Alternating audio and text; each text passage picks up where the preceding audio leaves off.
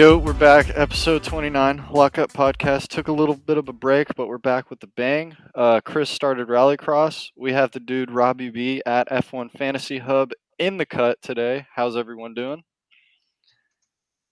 I'm doing great. You know, like you said, I've been rally crossing now, so things are getting better there, and I'm just trying to get the car ready for the next event in September. And also enjoying all this crazy F1 silly season, as they call it, all the drivers speculation and what's Oscar Piastri gonna do? I don't know, but yeah, Rob, how have you been? It's been a while since we've had you on. Yeah, boys, good as always. Thanks again for having me back. Always a pleasure. It's been a pretty hectic last couple of weeks, hasn't it? I'd almost argue more entertaining than some of the races recently. So, It Definitely was better than Miami. far more entertaining than Miami and Monaco, so I'm super down with that opinion. yeah, it's been a pretty well, I mean, we're almost 2 weeks into the break, right? And shit's hit the fan with Oscar, and then obviously Seb created a landslide with his retirement. So anything can happen next, you'd think, in the next 2 to 3 weeks and going forward. It felt like it. It felt like it was literally. Let's see. Alonso announces his signing to Aston Martin. And then, actually, no. Actually, it started with the Piastri stuff. Alonso announces Aston Martin. Piastri immediately comes out that he's not racing for Alpine at all. And we're now hearing the things about Daniel Ricciardo, and he's playing it smart. But I would argue Alonso might be the biggest troll in F1 history. Oh, hands down. I mean, you saw what he did in Monaco, and then uh, I don't know. He's definitely put Alpine in like the worst spot ever, and I think it was hilarious to see them try to like come at him and be like, "Yeah, he was too old, so we didn't want to sign him." And I don't know why he'd want to go to a worse team than us. Like, it's like, dude, all right. Rob, let me ask you a question. Like honestly, do you like Otmir over at Alpine? Like him as a team principal? I'm trying to see something. I mean, I don't have anything against him. I think he's probably going to shoulder some of the blame for absolutely butchering the driver lineup for next year. He seemed to have a bit of a falling out with Aston Martin when he was marched. So he's very opinionated, I think, and he's made it pretty clear his stance on Oscar Piastri and I guess the seats going forward for next year. But um, I don't have anything against him, but I can see why a lot of people feel quite strongly towards some of his sentiment lately. Yeah, I'm a lot of people. Dude, See, like, I disagree with Tyler here. I don't personally mind the guy. I think he's honestly kind of cool, and like Tyler, I think your resentment a little bit comes from the fact that you think he's like a copycat. But a little bit. I want to believe it's not him because even after he left, what did Aston Martin do this year? They copied the Red Bull. Yeah, but he did this at Racing Point too. Like he But did. but that was after Lawrence Stroll got into Racing Point. I mean, fair. No, I think it's the it's Stroll it's more daddy. than that for it's Stroll Daddy. It's more than that for me, bro. Like I don't know. Just I guess all of the headline media statements, which obviously those companies want you to see, he just gives off a big helmet Marco like vibe. Like every time he talks on the mic about his team, he both of his drivers for next year got finessed within 20 minutes. He doesn't Yeah, know what direction he wants to go with the car. That's why Alpine's mid all year. They have great drivers and great car, but for some reason it, under Alpine and Ferrari this season, you just chalk it up to, well, it's always something. Like you don't know what's going to go wrong, but something's going to go wrong. That they're perfectly mid, and he doesn't make it better. And I don't know. Every time he talks, bro, it just pisses me off. what do you think about in the Saudi Arabian race? Whenever he was on talking to them, they're like, "Man, you're really just letting Fernando and Ocon just go crazy right now," and he's just like, "Yeah." we're letting him race, or I don't remember how it went, but I was like, oh, okay, maybe he knows what he's doing, maybe he doesn't. It was interesting. I mean, it's Listen, interesting for the viewers, right? When you see two drivers race one another, but is it great from a team perspective? Like you're running a risk of one of the cars maybe hitting the other one, like we've seen in Baku with Red Bull a few years back. And I don't know. I mean, I think as you guys have said when you've had me on last time, like it's quite funny that even though they're such a mid team, Ocon is also such a mid driver, mid personality. So it all fits quite nicely together, doesn't brother, it? tell me my prediction about him wasn't spot on. It's been exactly that from that point. It's been it like it. I'm not upset at Alpine because you know what? They have everything to be successful. They just literally haven't put the pieces together. And it's like I don't. And this year, speaking of cars racing each other, and because honestly, I do think it's a hotter topic this year because, correct me if I'm wrong, this is probably the most we've seen like inter team racing in an F1 career, right? Like in Mm. an F1 year,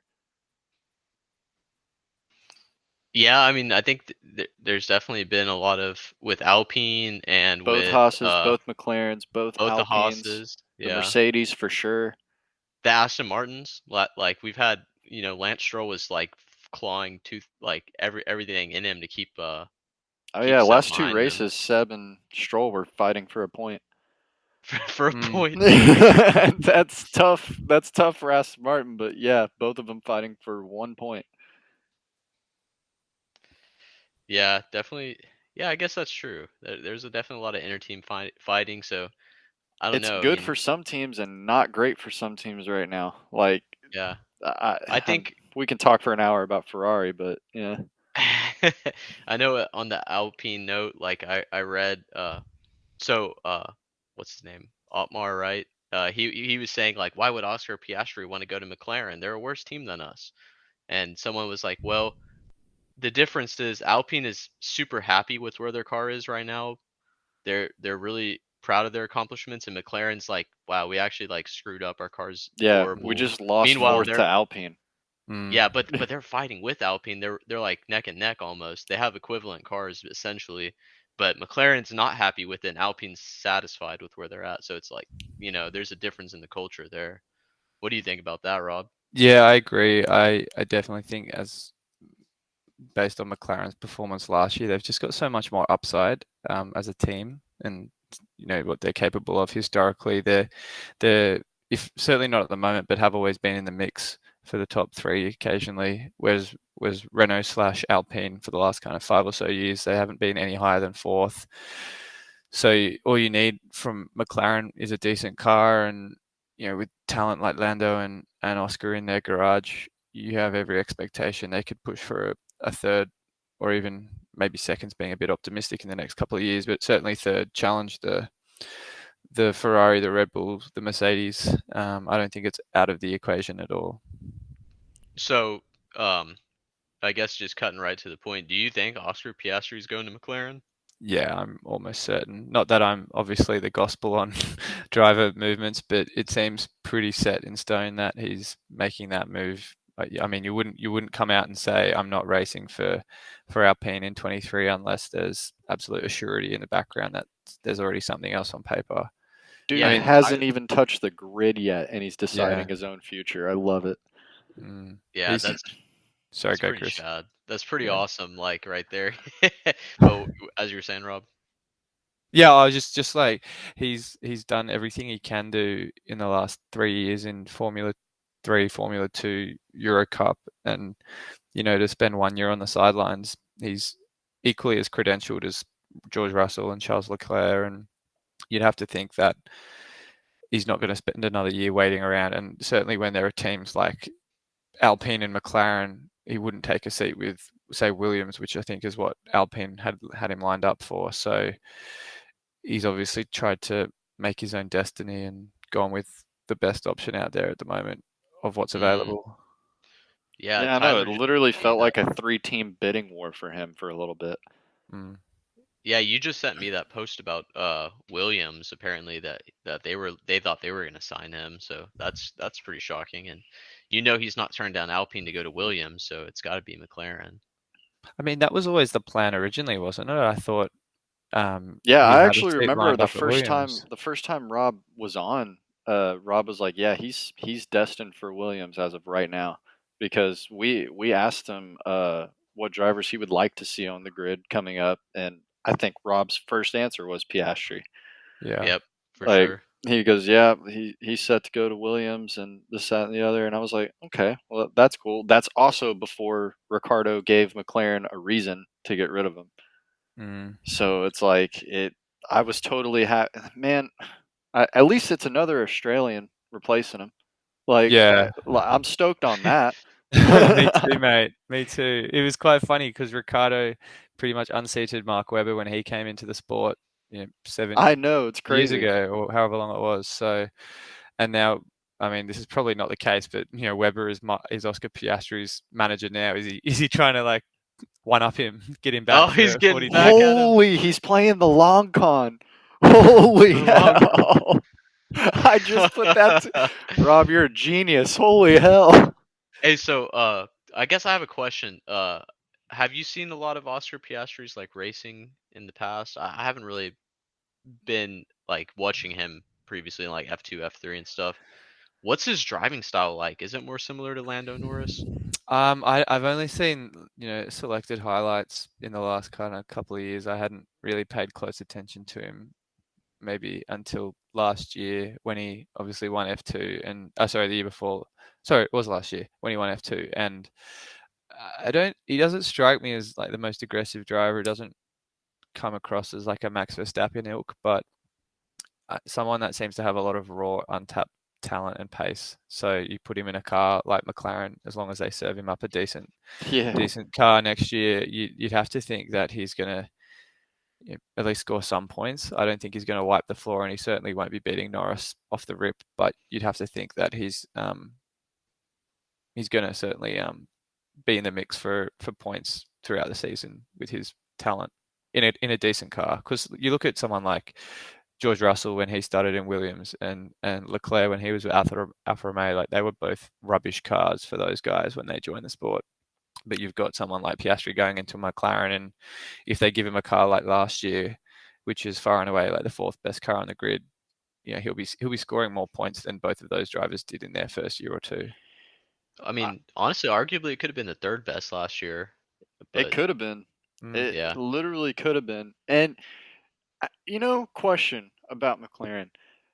Have you found with their last two number one drivers clearly they've done away with the team car. They almost craft the car perfectly centered around their number one driver, and then the second driver has to prove that he can drive it. Have you noticed that? Because it was like that when Alonso was there before he retired. Lando came in and became first driver, and the car is basically tailored to Lando right now. Like, I don't think the car, even last year or this year, has any benefit to Danny Rick right now at all. Mm. Yeah, no, it doesn't suit his style at all, does it? I mean, I think we all could say that we expected more from Daniel, and maybe that's just because he's not comfortable with the car, though. Yeah, that Yeah, like that's kind of the point I was alluding to is like if they do want to get rid of Daniel, like he's super talented driver, obviously, but if they want to get rid of him, they need to find someone that's going to be similar to the way Lando Norris drives, just to make they have to.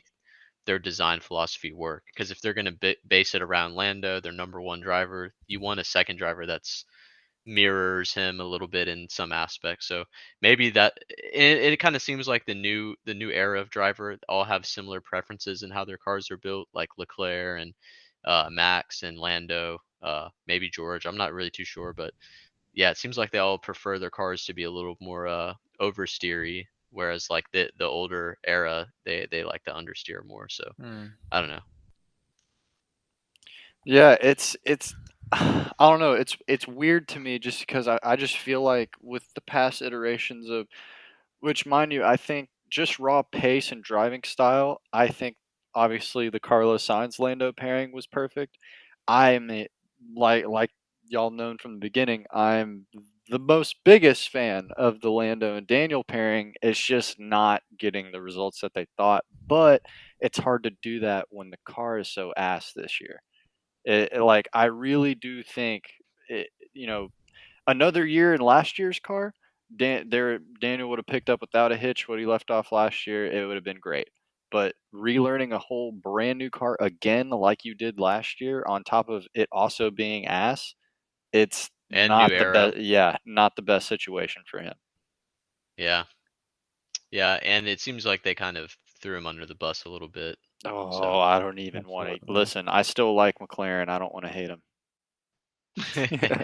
But yeah, I guess that also kind of leads me into this one topic. We had a viewer, or yeah, a follower on Twitter ask what our thoughts are on XYZ driver deserves to be an F1 because of his accolades in other sports, and he deserves to replace I don't know, said older driver because he's a young talent, and look what he did in F2.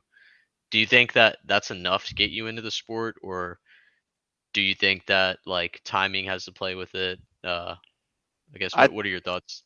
Uh, I do think timing has something to do with it. Mm. Although F1 historically has been so openly cutthroat that sometimes timing doesn't matter. If a guy has raw talent and they see a spot on their team and this team is in a position to be winning or doing something good, they're going to make that decision.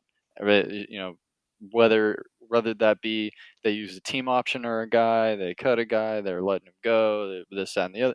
That they'll make room for him. But I also understand like when Ricardo was making the move from Red Bull to another team, he wanted to go to McLaren, but that's where timing came in. With these new F2 drivers or these younger drivers or the older heads coming out, I would say like Alonso's pretty close to retirement. Seb's obviously retiring, but Alonso still has the pace, and that dude loves his life right now, and he wants to just keep racing. So it's like I don't know. I definitely want to see way more younger talent on the grid. What about you, Rob? Yeah, I agree. There's a lot of up and coming guys in the F2 stable. I mean, there's talk that Liam Lawson is slated for that second AlphaTauri seat if they decide to not go with Sonoda. And then there's other people like De Vries and oh, I won't say his name too loud, but Yuri Vips and Darula.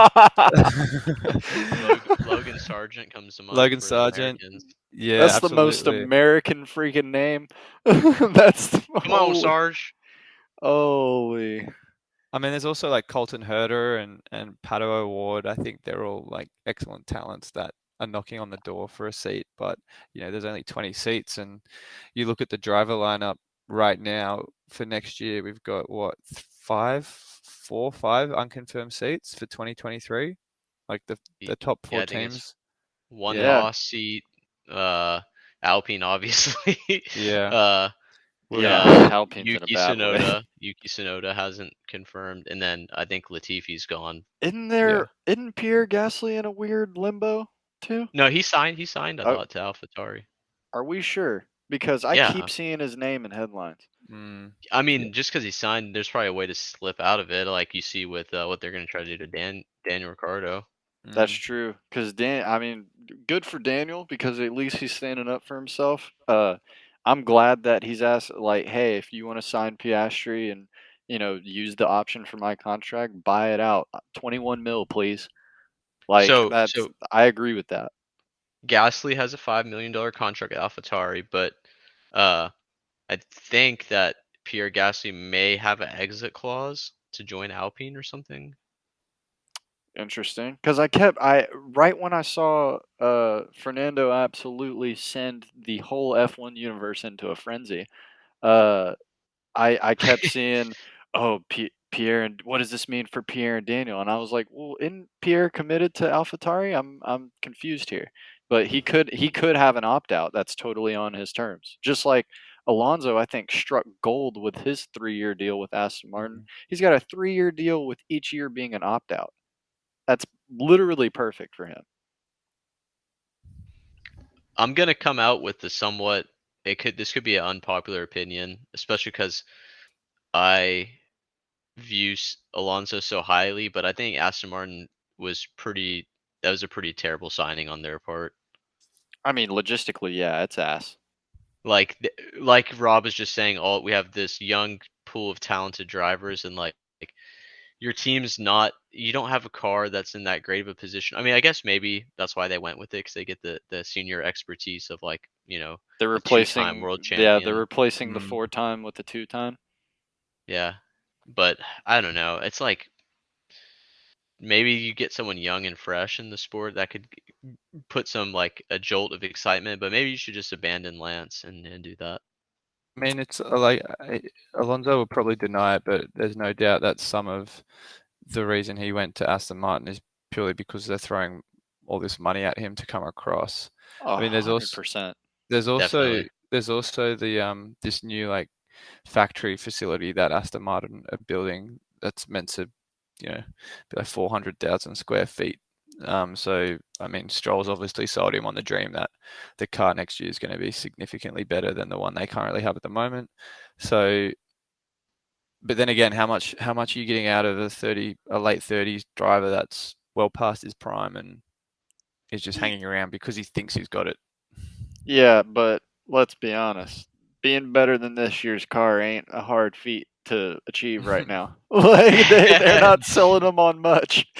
they're And I will say Lewis Hamilton still says that Alonso is one of the hardest drivers to race against. I So mean, I think he's still got it, but I'd still stand on the hill with Rob of there's so many other guys that are either on the cusp of their prime or about to like within the next 2 3 years really be in their prime. Like I'm trying to see another Max Verstappen. I'm trying to see. I know there's probably not one out there right now. It's hard to find, but I want to see another one of those come in at 18, 19 years old and just change the game. That's what I yeah, want to that see. Yeah. But yeah. a So I 3 year guess deal to a 40-year-old, it's safe. so It's extremely safe. I like it. It's safe, but it's boring. so I guess to run it full circle, would you prefer to see the young talent and get rid of the older guys? Yeah. Okay. Yeah. I mean, I definitely lean towards the keep it fresh, keep it exciting, like Mm, it's safe to say like with Vettel going to Aston Martin and now with Alonso going to Aston Martin, they're not fighting for a title. So it's almost no. like It's what safe to say. I mean, let's just be honest here. Like it's like yeah, you're just doing the sport now just because you love the sport so much, and they honestly the sport kind of owes you for what you gave to it, but uh you're also kind of taking away from the youth, the talent. But I don't Yeah, think it's a weird like it's a weird gray area in between because you're like, oh, Mm. good, such a long, fruitful career this guy's having. You just signed another 3 year deal. That's awesome. He's gonna race forever. But then you're like, okay, you're just taking 3 years away from a dude that could like obliterate that seat right now. yeah, and I Like, guess I don't think that just because you have accolades and oh you're F3 F2 champ, you deserve to be an F1, but I also like I don't think just because you have those, you deserve to unseat like Lewis Hamilton or someone that's been here Mm. for a while. Rob, But I give me your think, 2 cents on that because I find that a little spicy.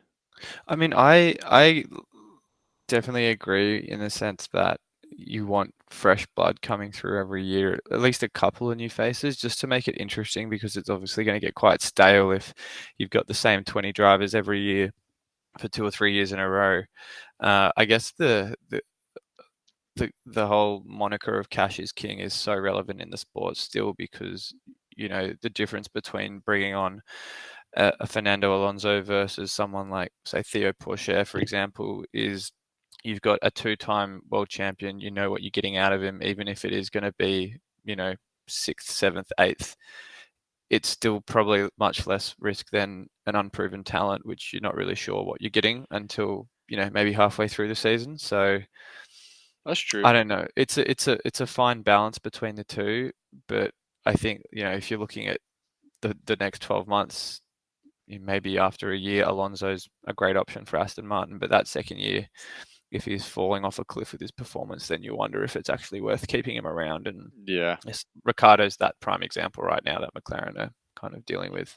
Yeah. Yeah, and I think also like we talked about this in the past. It would be cool to see if there was like a F2 sponsored team, or maybe a team that like all the constructors pay a little bit into, and then you can put young talent into that and you keep it fresh. You let a whoever's the F2 champ just gets to come in and try their hand at F1 for a year or 2 years and just see how they perform, and then that kind of gives all the teams a chance to like scope them out. And then I don't know, I thought about this recently, like what if by like let's say you're Mercedes and you say, okay, I'll donate, $1 million or whatever to the team. You get like a little bit extra development time in the wind tunnel or something as like a benefit of helping fund this Oh, team you get that like a essentially. perk or something. Yeah. Yeah, I don't know, this is just a weird idea I It thought is of, a but weird that, idea, and I'm pondering. I'm pondering. I like it because I was gonna disagree with you about.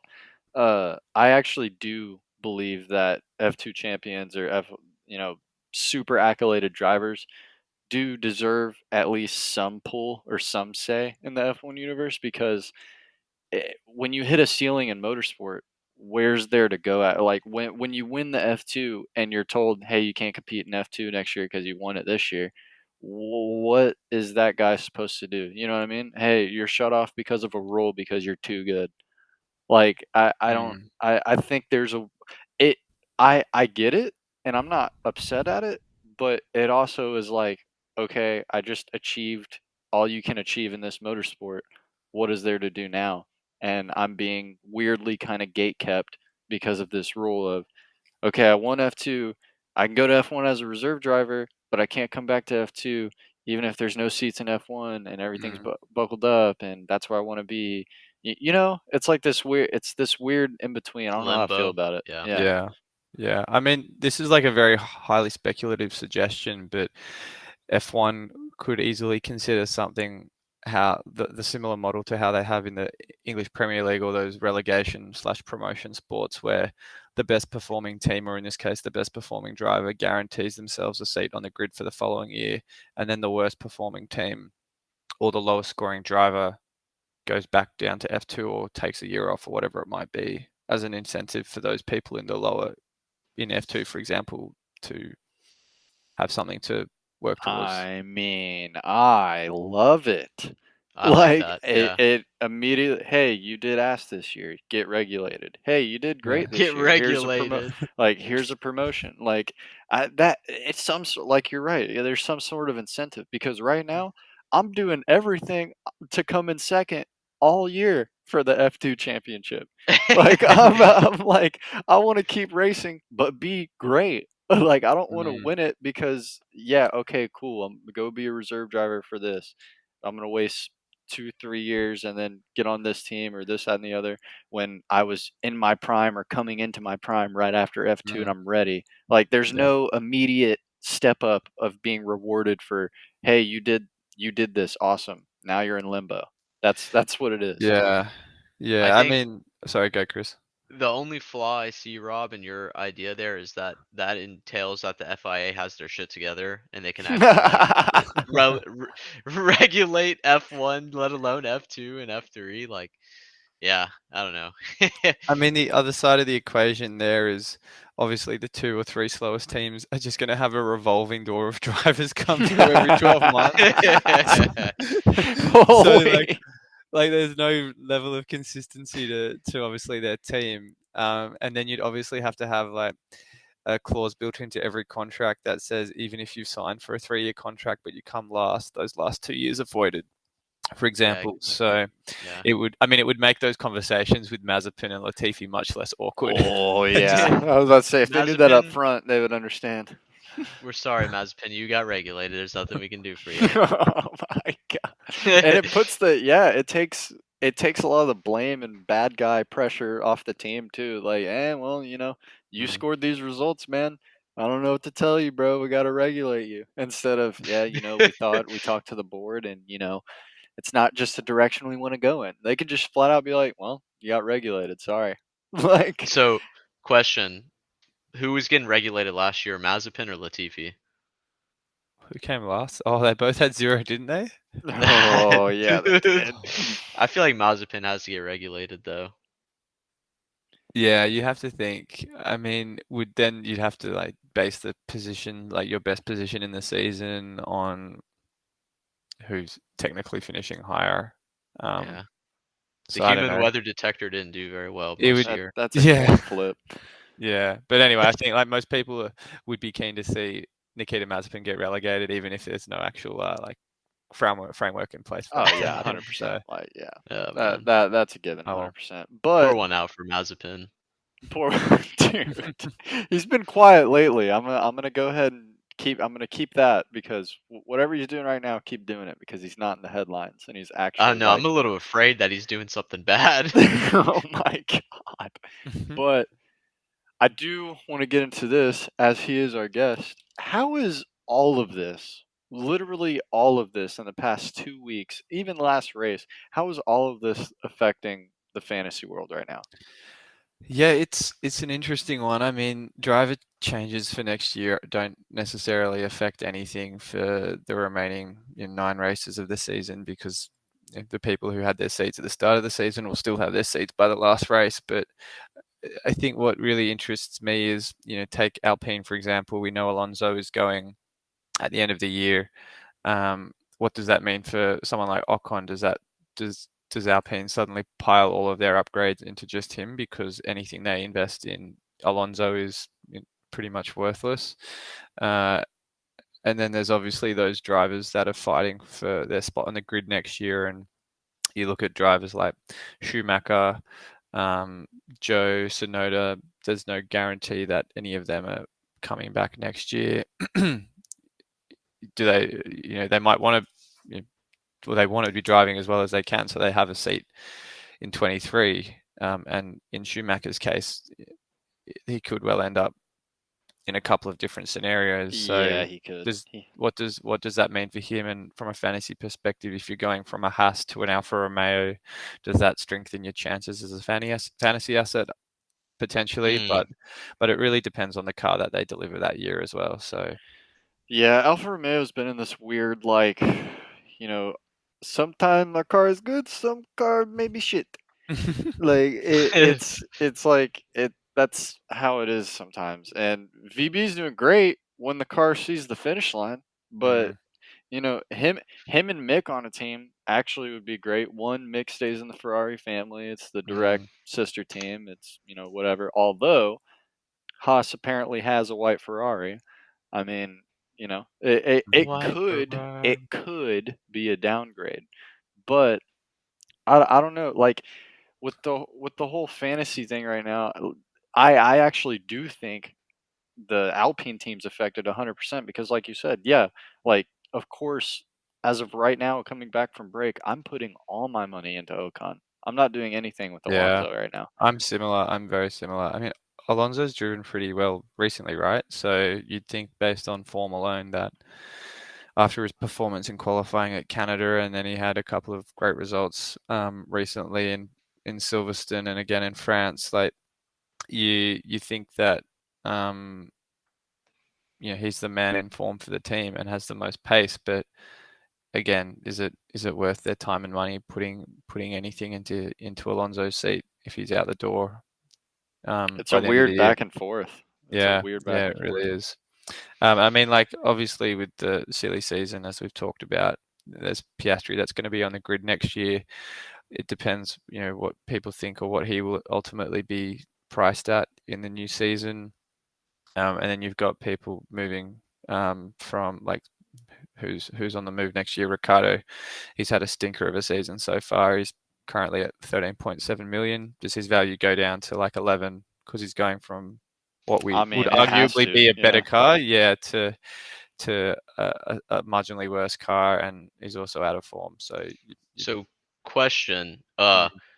Once the season ends, how do you get ready for the next season? Do you keep your same drivers, No, or are you no, just it's all like it starts brand new the next season. So okay? your team will kind of finish in Abu Dhabi. Then we have 2-3 months off until March, And then Gotcha. when the new prices are revealed, the new drivers are allocated to their teams, and then you essentially go in and recreate your new Yeah, fantasy team. You rebuild it from scratch. Yep. gotcha. Okay. Yeah, and I think, man, you got to feel like with this all this stuff coming out, I don't think even if Daniel Ricciardo was close to getting into form, like I think this has got to be another kick down. Like they just pushed him down the staircase that he's been fighting to climb up. You know? Absolutely. Dude, yeah, Yeah, I it's got to be hard literally to hold feel him. like, dude, he's set up for failure at McLaren right now, 100%, and it's showing. Like, yes, he's not driving great, but dude, like I feel like everything over at that team for him right now is just foreign. There's nothing that's comfortable. Yeah, No. It's really, really sad to see, particularly after he really came to grips with the Renault in 2020. 2 podiums in his last 6 or 7 races, I think it was, and I think he had points finishes in just about every race of that year as well. So if he does end up back at Alpine, it wasn't the most happy ending for him there 2 years ago, but it's a car he is certainly more comfortable with than the one he's driving at the moment. So who knows? He and could rediscover some old form if he ends up back in the French outfit. I think Cyril even said that he's gonna regret this decision. So I wonder if No. Daniel's regretting it or not. Dude, that is so tough. But no, I actually just recently saw you tweet about Ocon overtaking Alonso for the fantasy advantage because it's like Yeah. it like you said, it makes perfect sense as to okay, this guy's not coming back to my team. I'm literally not giving him shit. And obviously, Ocon is now my number one driver indefinitely. So it's But like, of course. the only problem with that is they're so close in the fight with McLaren for fourth, best of the Mm. rest, that like They might do away with politics and just it's be like, "Let's go, Mhm. it's guys." hard to not. Yeah, I mean it's hard to not like because Alonso is a really great driver, and he had a bad start to the season, but a lot of that was to do with the engine problems that they had and reliability. So like you can't just totally shun him. I mean, you could probably team orders and let Ocon finish ahead of him where you can, but if he has good qualifying like he's known to do sometimes, especially in the wet weather, like you're not going to shut him down just because, oh yeah, screw you, you ditched us and you burnt two of our drivers in the process. Mm. Sounds Mm. like a very Oatmare thing to do, though. Yeah. Sound like, see what I mean, bro? See, do you see what I If he does mean? that, I will join you on board of the Otmar hatred. But for now, I don't think he would. I don't know. I don't know him that well, I I don't know, guess. man. I just need more killer instinct from Ocon to give him the edge because Alonso may be like, he may not have all the pace in the world, but the dude, like, he drives selfish, but like not in an asshole way. You know what I mean? Like Ocon, I feel like I don't know. That there's just like no. I feel like he's a pushover. There's no killer instinct in him. I don't know. I'm just an armchair analyst though, so don't even put any thought into my shit right now. I mean, I think if Otmar lets the guys race, it's, as I said earlier, going to be great for the viewers to see two drivers go head to head. But depending on where they finish, the difference between fourth and fifth in the constructors is somewhere between like $5 and $10 million, which is just more money you put into your car the following year. So Mm, Yeah. whether they actually kind of, So they need to use Alonso to get to yeah, P4 and secure it. you'd have to think so. Yeah. yeah, that's what I was thinking. Uh, but yeah, I guess we should have a little fun. We have like 4 or 5 open seats, or I guess 4 technically open seats, one in limbo. And I think we could play a little driver. See where we think the grid's gonna look like next year. So our open seats are one in Alpine, one in AlphaTauri. I guess we'll go. It's Alonso's seat in Alpine's open. Uh, Yuki Tsunoda's seat in AlphaTauri is open.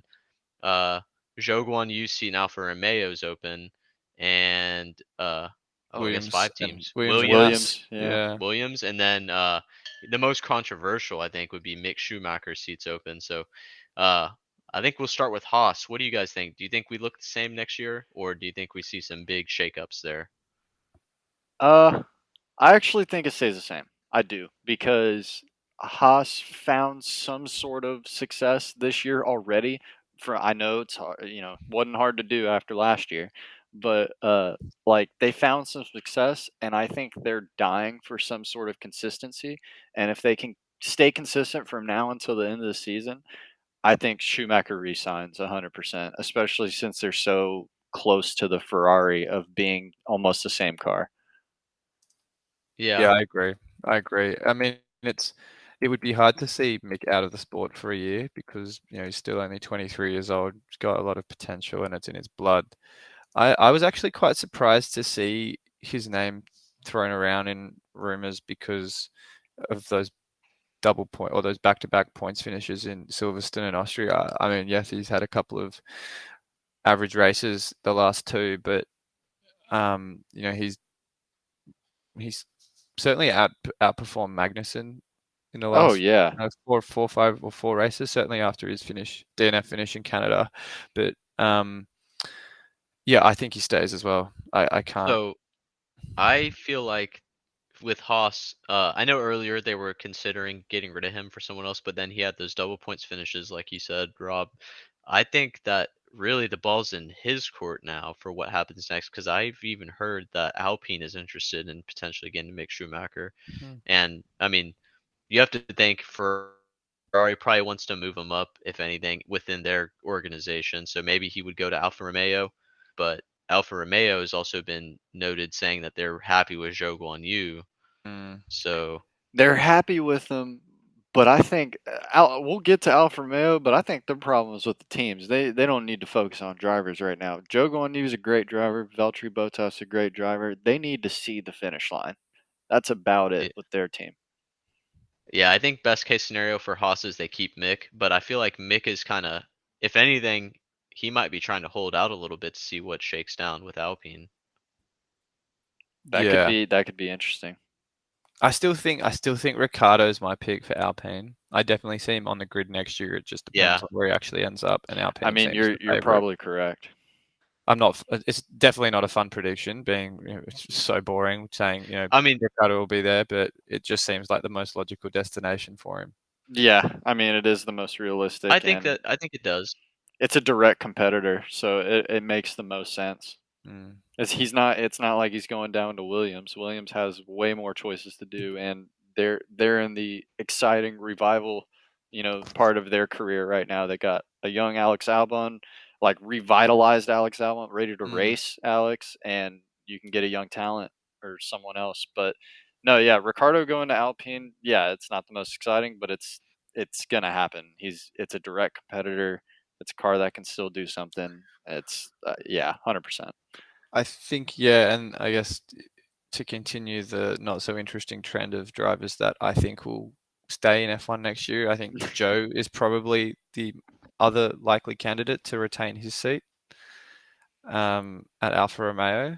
So, I mean, unless in the off chance you say like Schumacher ends up there to stay within the Ferrari garage, I think they're going to give him at least one more season in F1 to see what he's capable of. Yeah. I actually And think I like him in F1. oh, yeah, I've no, been a fan Joe of Zhou Guanyu Guanyu. is great. He's just been dealt some shitty cards this year.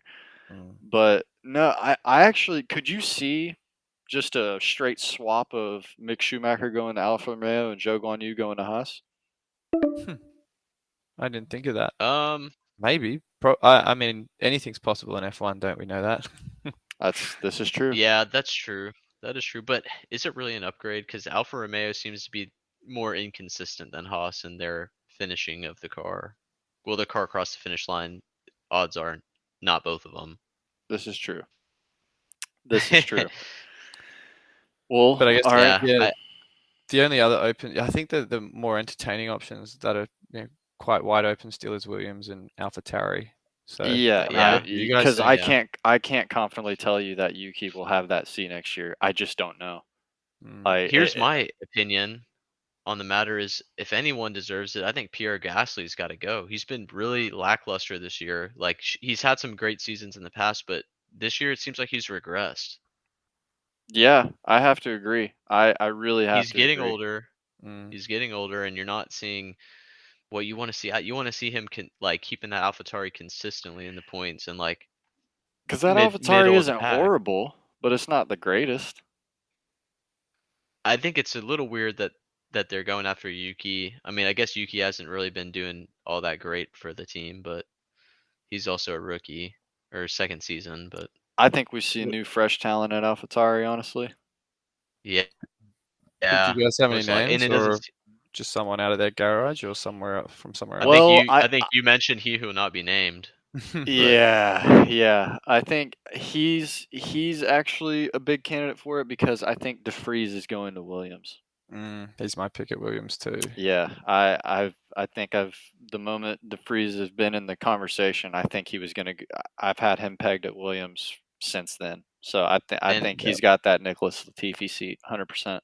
yeah, especially now that's pretty much confirmed that Piastri's not going to Williams. They gotta make moves on someone. Yeah. yeah. I think I tweeted this, 2 months ago to have just play around with some names I thought would end up on the seats in 2023, and I fluke the Alonso to Aston Martin pick. I'm not sure how I managed to pull that one off, but I Yeah, think on that. your third eye was open, dude. But I think from that tweet, I also had De Vries, as you guys say, going to Williams, and then my AlphaTauri replacement would be Liam Lawson. So I think Okay. he's still in F2. Yeah, he is. He's in F2 this year, but there's 3 or 4 different Red Bull drivers that are doing business down in the division below. Like Vips is also the other one, and then I think there's is it Derivalo? I think he's another Red Bull driver. So yeah, they've got options for sure. Oh yeah, no, they've got options, and I'm 100% sure they're going. AlphaTauri's going with a fresh new rookie, 100%. They have to. They did it with Sonoda. He panned out okay, but if he doesn't pick it up by the end of this year, or honestly, I mean, it could be now because they could be making the decision now. But Mm, it's I don't know. I think Pierre's on his way out. You replace Sonoda this year. Get someone else in there. Maybe Vips, maybe Lawson. I say it under my breath, Vips. But um, it's like maybe he revisits the seats when Pierre moves on, but because mm. his days are numbered over there. But like he wants to go. But that's my pick for AlphaTauri, honestly, because yeah, like you said, Williams. I think Nick DeFries is 100% getting that seat. Well, isn't Williams letting Logan Sargent do some driving in He their car, or is is that at another LB? Coda. At Coda, he's driving FP1. So we'll be seeing him. We'll be We seeing him will do be that. seeing him. Rob, are you going to the American I Grand I'm Prix? trying to get some last minute tickets, so I have every intention of being down in Austin for that week, regardless of Let's whether go. regardless of whether I can get the tickets. My brother lives down there, so I'll be staying with him in the week leading up to the Oh, race. let's go. Well, Yeah, we're both going to be down there, so we got to get wild. together. That'll Yeah, be a fun time. facts, Yeah. facts. Anyone that's listening in, like if you guys are going to be at the American Grand Prix in Austin, like definitely tweet at us and we'll try to like do like a meetup with everyone or something. And like we're already rolling pretty deep, so it'll be a fun time. Yeah, Wicked. no, it'll be a great time. But yeah, guys, that's as you can see on your screen, that's about that's about our time for today. But yeah, man, just want to give a huge shout out to Rob. Uh like honestly, the fact that he even shows us attention still and like is our friend, it's awesome because me and Chris are a lot to handle and we constantly retweet him all the time and he lives on our feeds. But You guys are good to me. You guys are good to me. Thanks for having me again. It's always a blast with you too. I gotta say, I can't believe we made it a whole episode without like talking about Ferrari. So I'm proud of myself for getting this dude, it's done. beaten And into the ground at this point. yeah, Like, yeah, can it wait? eyeballs the race like I Ferrari, need but some sound bits from Rob right now. For some Ferrari. Give me your hottest take on Ferrari right now, dude. I reckon my hot take is Benotto won't have a job next year.